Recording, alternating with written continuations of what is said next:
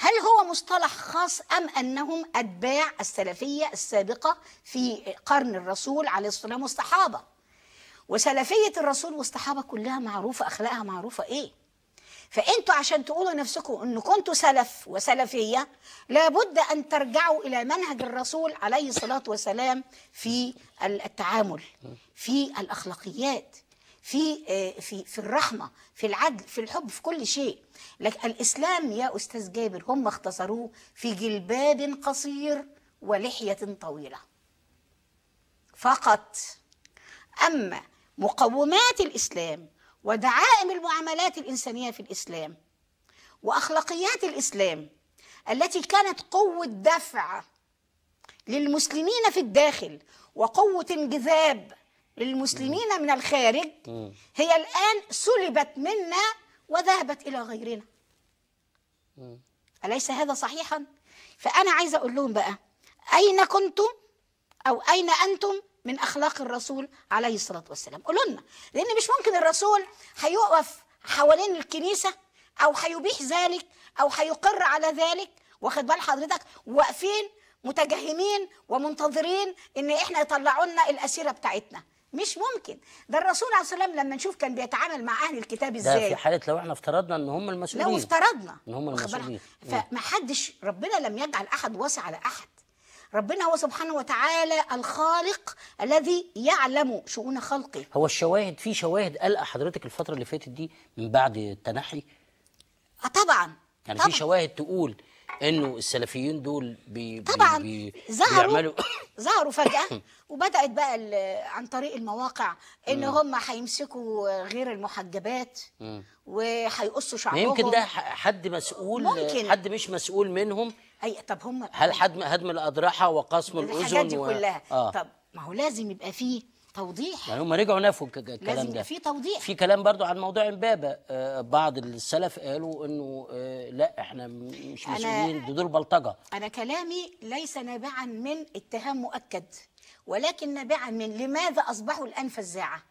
سيبك من اي اشتراك في اي حاجه. هم فزاعه بالنسبه للوطن؟ بالنسبه للوطن طبعا. مش فزاعه بالنسبه للمسيحيين؟ لا لا لا، بالنسبه للوطن كله. يعني هم دول الفزاعه الاساسيه للوطن. طبعا طبعا. يعني احنا كان عندنا الاخوان المسلمين قبل التنحي. بالظبط. يعني اكتر ناس، او منهم ولادي مثلا، لا احنا خايفين الحاكم اللي يجي سلفي مثلا، يعني واخد بال حضرتك، لان التصريحات المنسوبه اليهم، وانا ارجو انها تكون تصريحات مكذوبه، انا ارجو اتمنى هذا. لكن لماذا جعلوا نفسهم تيار خاص واخد بالك في الاسلام او بين المسلمين، واحدثوا انقساما وشقاقا بين وحده الامه؟ لماذا؟ انا عايز اعرف لماذا، يعني اهتمامهم بالشكليات. طب ايه الموقف اللي استرعى حضرتك قوي في الفتره الاخيره وحاسه ان هو يعني بيرسو دعائم كلام حضرتك اللي تفضلت بيه دلوقتي؟ حضرتك يعني انا شايفه ان هم يعني بقى لهم يعني حضور في كل مشكله من مشاكل المجتمع. واخد بال حضرتك، احنا ايوه المجتمع ده مجتمعنا ونحله كله، بس اسلوب الحل، المنهج الذي يقوم على الحكمة والموعظة الحسنة، مش المنهج الذي يقوم على التكفير أو التفسيق. أنا شخصيا يعني متهمة بأن أنا فاسقة وبأن لمجرد أني بقول أن النقاب عادة وليس عبادة. ومش أنا اللي قلت لوحدي، شيخ الأزهر قال كده، وزير الأوقاف السابق قال كده، والمفتي قال كده، رئيس جامعة الأزهر السابق. يعني أصل دي مش حاجات احنا بنقولها من لساننا، احنا بنقولها بأدلة. واخد بال حضرتك، لأن الفتوى أمانة بأدلة. أنا من خلال دراستي لم أجد الرسول ولو مرة واحدة أمر امرأة أن تغطي وجهها. هي تغطي بمزاجها، لكن إنه يكون فرض، إنه يكون واجب. واخد بال حضرتك، وأنا بقى تركت الفرض وتركت الواجب وأصبحت آثمة أستحق العقاب. ربنا بيقول ولا تقولوا لما تصف ألسنتكم الكذب هذا حلال وهذا حرام لتفتروا على الله الكذب إن الذين يفترون على الله الكذب لا يفلحون. كان من الاتهام جاي من أفراد عاديين، من مواطنين عاديين، ولا من حد انت حضرتك اتهام من مين؟ اتهام ان حضرتك لا منهم، للاسف فاسقه لا منهم، منهم المواقع بتاعتهم. الشيخ مش عارفه ابو يعقوب ما اعرفش مين، والحقيقه يعني انا ما بحاولش ان انا اشغل بالي. ولما ناس كتير ده انت ياه بيقولوا عليك كلام في الموقع الفلاني، قال لهم يقولوا حريه، خليهم يقولوا، لكن اين نحن من اخلاق الرسول؟ الرسول صلى الله عليه وسلم حينما كان يسمع كلاما لا يعجبه كان يقول ما بال احدكم يقول ذلك. ما كانش بيقول له قوم يا فاسق، قوم يا فاجر، قوم يا كذا كذا، انت قلت كده ليه؟ الاختلاف في الراي تقصد حضرتك؟ مفيش. ما كانش عارفه، كان بيعالج الاختلاف باداب. باداب وجادلهم بالتي هي احسن. ادعوا الى سبيل ربك بالحكمه والموعظه الحسنه وجادلهم بالتي احسن. هو ده اللي احنا عايزينه، لكن لا يصل الى حد التكفير ولا الى حد التفسيق ولا الى حد التخوين ابدا. لا يمكن ابدا مسلم يكفر مسلم او غير مسلم، لا يمكن، لان الولايه لله سبحانه وتعالى. احنا دلوقتي يا استاذ جابر، معلش انا بتكلم وسايباك يعني، لا خالص، واخده الكلام لا يعني احنا دلوقتي انا بعتبر العصر اللي احنا فيه ده عصر زيوع وانتشار وتغلغل الشياطين. مش الشيطان واحد، الشيطان ده مهمته ايه؟ مهمته انه تحدى ربنا ورفض ان يسجد لآدم، وقال لربنا ان هو هيوسوس لكثير من خلقه، وربنا بيقول استحوذ عليهم الشيطان، استحوذ ملكهم فأنساهم ذكر الله، ألا إن حزب الشيطان هم الخاسرون، لأنه بيزين للناس أعمالهم زي ما عمل مع قابيل وهابيل. طب الشيطان احنا عارفينه اللي هو يعني انا ما بكون قادم على فعل غير سوي، فده الشيطان. لكن الشيطان بالنسبه لسعاد صالح يعني ايه؟ الشيطان جو الفوضى اللي احنا فيه، جو الفتن اللي احنا فيه. اصل هل هذا مع منهج ربنا؟ الفتنه دي مع منهج ربنا؟ لا، يبقى عكس منهج ربنا ايه؟ منهج الشيطان على طول. ولذلك يعني النفس الإنسانية إن النفس لأمارة بالسوء. طب مين تدعي له بالهداية يا دكتورة؟ أولا أنا أدعو قبل الهداية، بعد ما ندعي لنفسنا طبعا يعني أدعو بالاتحاد والوحدة. أنا نفسي يبقى فيه مؤتمر موسع يا أستاذ جابر، مؤتمر موسع ما يكونش قاصر على رجال الدين من الطرفين، المسلم والمسيحي، رجال دين مختارين. لا، أنا عايزة الشعب، عايزة الناس، عايزه اخواننا من الاقباط يقولوا اللي عندهم ايه، يقولوا نظرتهم لنا ايه. لان انا دلوقتي بلاقي بعض بقى الافكار عندنا في بعض المسلمين، انك لو سلم عليك ما تردش عليه السلام، لو في عيده ما تعيدش عليه. ازاي يا جماعه؟ اذا كان رب يقول لك ده احاديث ورواها مسلم. اقول لكم طب الاحاديث التي رواها مسلم تتنافى وتتصادم مع القرآن الكريم اللي بيقول وإذا حييتم بتحية فحيوا بأحسن منها أو ردوها؟ معقول؟ طب إزاي؟ عمر الرسول الكريم يتصادم مع القرآن الكريم أو مع الخلق؟ ما هو ده تشريع واحد، هو مشرع واحد، واخد بال حضرتك؟ وما ينطق عن الهوى إن هو إلا وحي يوحى. قل إن كنتم تحبون الله فاتبعوني. بالظبط واخد بال حضرتك؟ وما ينطق عن الهوى إن هو إلا وحي يوحى. فمش ممكن الوحي يجي للرسول ويقول له حاجات تتناقض مع القرآن الكريم. وبعدين عملية المناسبات الدينية والأعياد ازاي؟ ده الرسول عليه الصلاة والسلام كان واحد يهودي بيحط أمام منزله قاذورات كل يوم.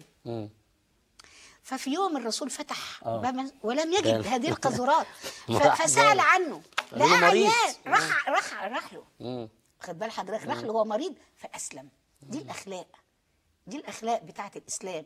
مش إن أنا الرسول عليه الصلاة والسلام قام لجنازة يهودي، قام والجنازة ماشية، قالوا له إنه يهودي يا رسول الله، قال إنها نفس إنسانية، إنها نفس إنسانية. ولذلك أنا بيتهيألي الأحداث بتاعت الأخيرة دي صحيح مرت أحداث في صول وقبل كده، لكن أحداث امبارح دي بالذات أنا بقول إن لها أسباب داخلية وأسباب خارجية. الأسباب الداخلية بالإضافة للانفلات الأمني، خد بال حضرتك، ما عقب أو ما يعقب الحكم الذي صدر للعدل. 12 سنة. 12 سنة، وإحنا عارفين إن في عناصر ما زالت عندها ولاء للعدل.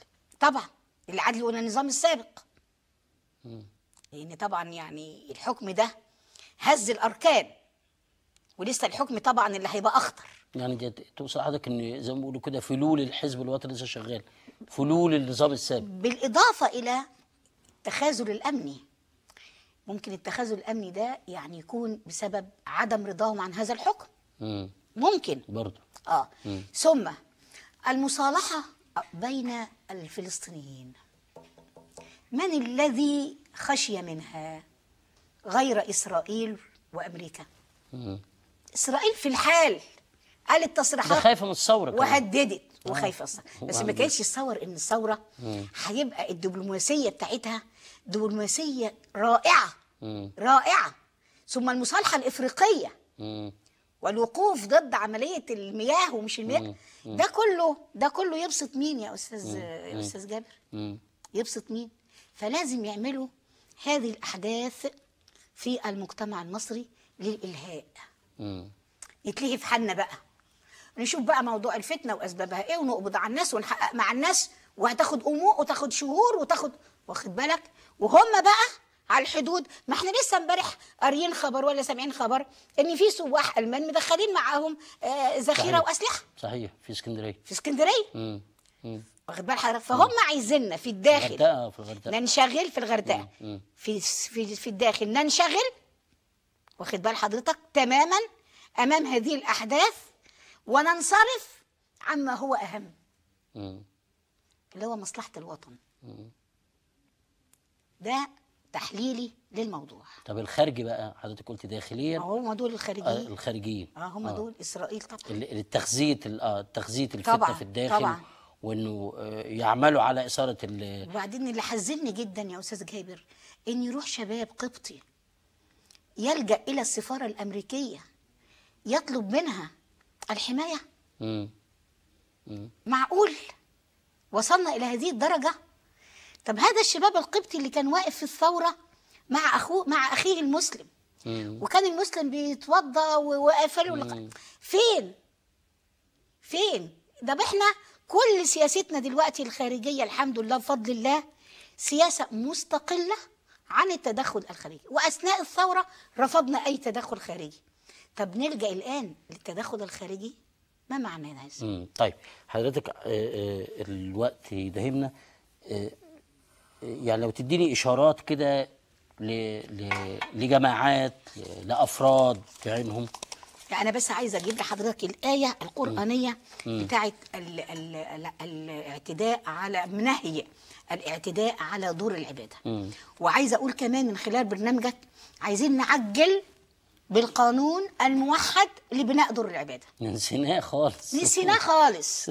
صحيح هنستنى مجلس الشعب، لكن انا بقول لو ان المجلس الاعلى للقوات العسكري يملك الموافقه، وهو يملك لانه هو الذي يدير شؤون انتظار لسه للبرلمان، اعتقد ده لازم البرلمان مش عايزين ننتظر. ما هو في حاجات لازم الدستور يشدد على اصل ده ماله مال الدستور؟ والبرلمان ايوه بس القرار ده، القانون ده ماله؟ احنا دلوقتي دوله القانون، هذا قانون مثل أي قانون، وهذا القانون سيريح النفوس وسيعطيهم حق المواطنة وسيعطيهم حق المساواة.